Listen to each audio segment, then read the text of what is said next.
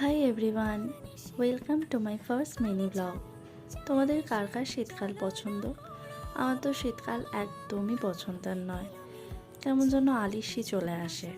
আর ঠিক এই কারণেই গত 2 মাস ধরে আমি ওয়ার্কআউট বন্ধ রেখেছিলাম। কিছুতেই হাত পা নাড়াতে পারি না, এত শীত করে। আর এবারে শীতটা বেশ ভালো মতো পড়েছিল, তাই এবারে শীতকাল যেহেতু যাবার মুখে, আমি আবার সেই পুরনো অভ্যাসে একটু একটু করে ফিরে যাচ্ছি।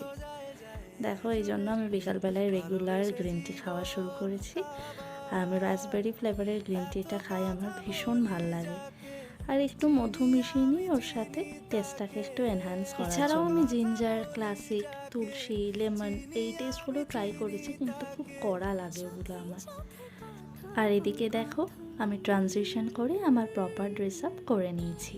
তাহলে চলো, আজকের ব্লগটা এই পর্যন্তই। দেখা হবে আবার পরের কোনো ব্লগে। বাই।